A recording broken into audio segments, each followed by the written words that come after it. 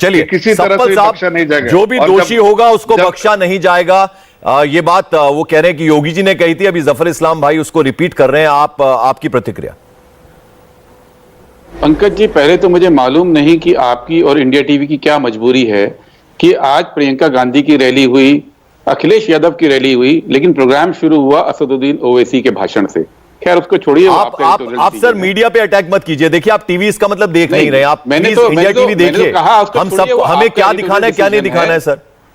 हमने प्रियंका गांधी लगातार प्रियंका गांधी का जिक्र कर रहे हैं। अखिलेश को भी हमने लगातार सुनाया। प्लीज टीवी देखिए जरा। नहीं पंकज जी, मैंने यही कहा, वो आपका एडिटोरियल डिसीजन है, इसको छोड़िए। मैंने अंतिम वाक्य यही बोला। नहीं, जो सच है वो हम आपको बता रहे हैं सर। अब सवाल ये है कि जो कुछ वहां पे हुआ पीलीभीत में, लखीमपुर में, वो कोई किसी की व्यक्तिगत रंजिश नहीं थी, कोई जमीन जायदाद का झगड़ा नहीं था जिसमें लोग मारे गए।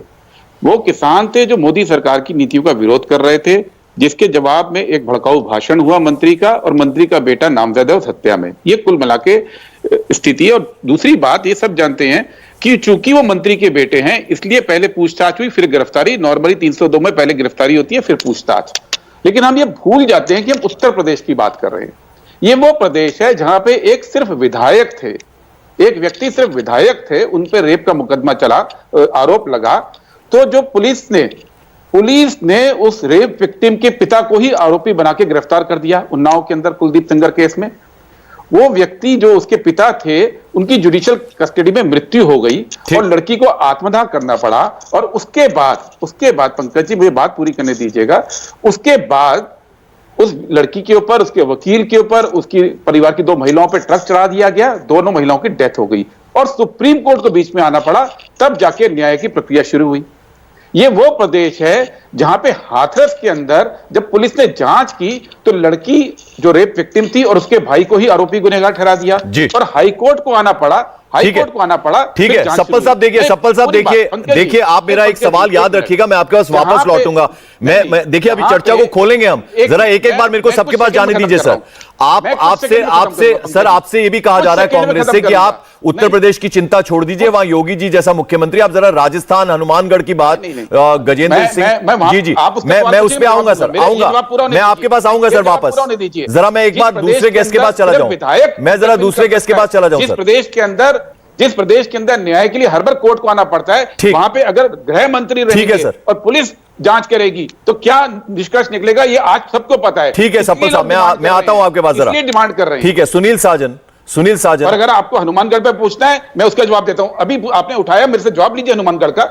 आप क्यों नहीं लेंगे जवाब? मैं आ रहा हूं ना सर आपके पास, आ रहा हूं सर, नहीं आ रहा हूं सर। एक जी और जरा मेहमान है, जरा उनके पास जाने दीजिए, मैं आऊंगा आपके पास। ऊपर खरीद की जाए, ठीक है सर। डिमांड ये नहीं थी कि मुख्यमंत्री कुछ गड़बड़ कर। अरे सर एक मिनट सर, मैं आपको वक्त दूंगा ना, मैं बोल रहा हूं, जरा मुझे बाकी मेहमानों के पास जाने दीजिए प्लीज। सप्पल साहब, सुनील साजन, आप मुझे पूरा सुनील साजन, इस पे कुछ बोलना चाहेंगे आप? आराम से बोलूंगा। जी पंकज जी। सुनील साजन जी, नहीं, मैं केवल यही कहूंगा कि मैं तो सबसे पहले देश के सर्वोच्च न्यायालय को, मीडिया को और समूचे विपक्ष को हम धन्यवाद देंगे कि कम से कम अगर न्यायालय ने सो मोटो नहीं लिया होता, सुप्रीम कोर्ट ने, मीडिया ने लगातार लखीमपुर नहीं चलाया होता और विपक्ष लगातार लड़ा नहीं होता, तो बीजेपी सरकार ने तो किसानों के हत्यारों को बचा लिया था।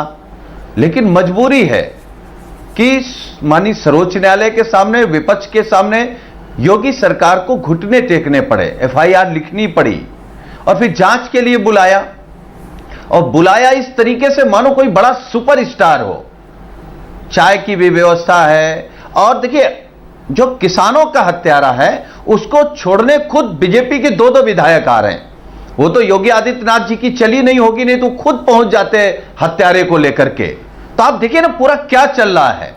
और जिसके पिता गृह राज्य मंत्री हों, लगातार धमकी दे रहे हो, उनकी हिस्ट्री देख लीजिए। अगर उनके अनुसार देख लीजिए कि वो चुनाव से पहले क्या थे, तो हिस्ट्री सीटर थे।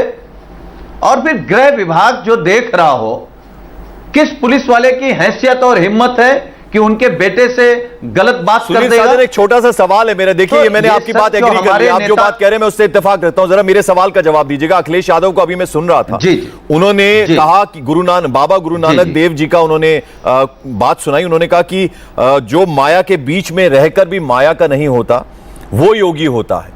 लेकिन योगी जी ने तो कारनामा करके दिखा दिया लखीमपुर में। आप मुख्यमंत्री पर सीधा सीधा अटैक कर रहे हैं। ये उन्होंने कौन सा कारनामा कर दिया? सर, क्या भाषा का संयम जरूरी नहीं है? अब चुनावी माहौल है तो कुछ भी बोलेंगे। नहीं, ठीक बात है। ठीक, नहीं। देखिए, हमारे नेता ने कहा कि योगी की परिभाषा क्या होती है। योगी की परिभाषा ये तो नहीं होती है जिस तरीके से योगी, और वो जोड़ियां गिनाने वाली बात क्या हो गई सर? बुलडोजर चला दो। एक बात, ये तो योगी नहीं होते ना। हां, योगी जी लगातार बेटियों की आबरू लूटने वालों की पैरवी करें, उनको बचाएं, क्या ये योगी हैं?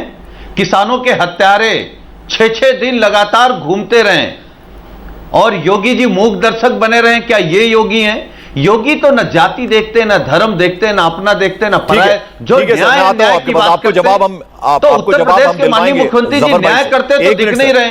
इंडिया टीवी हर वक्त हर जगह डाउनलोड करने के लिए सर्च करें India TV news Google play store या ऐप स्टोर पर।